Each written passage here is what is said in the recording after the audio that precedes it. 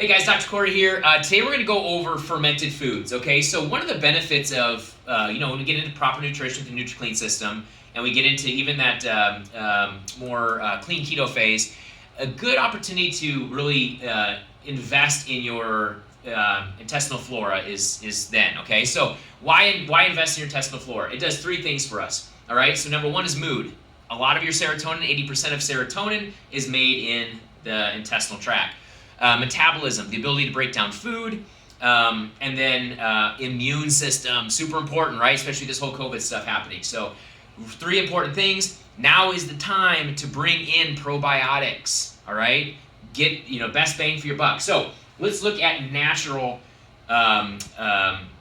fermented foods or fermented foods. So when we look at this, number one, yogurt, okay? Yogurt would unfortunately not be a good example when you're in ketosis, okay? So if you're more of a Mediterranean or things like that, relatively good choice, but not when we're in ketosis, all right?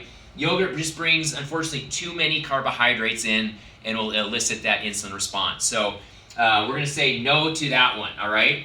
And even if you find one that's like, hey, Dr. Kory, this is like 0 grams of sugar, a lot of times you're bringing in sucralose, all right, into that product, and we do not want that. Sucralose will kill that intestinal flora that we're really trying to focus on building. So would not be a good example.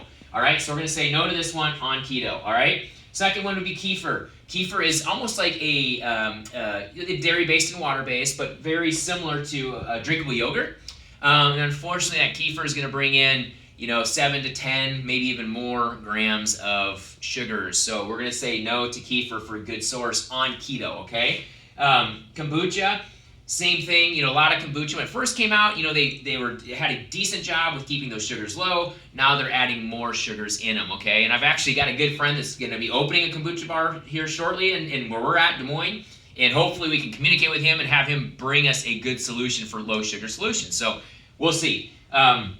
Now let's talk about good sources, all right? So a great source is a homemade sauerkraut, okay? Or a good brand of sauerkraut. That's gonna bring in a lot of that probiotics to help with that biome.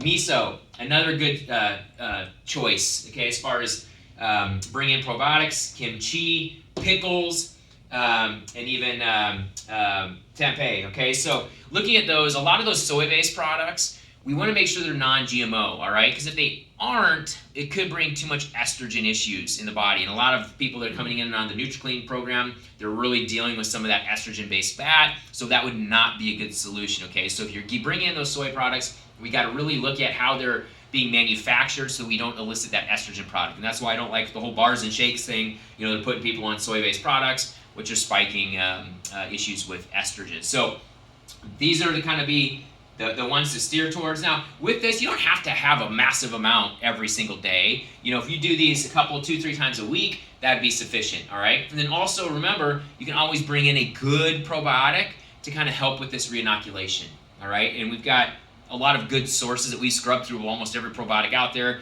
We've got, 3 or 4 different companies that we really like and enjoy and have had good success with them. So this is fermented foods that are keto friendly, all right? Be great and continue your journey.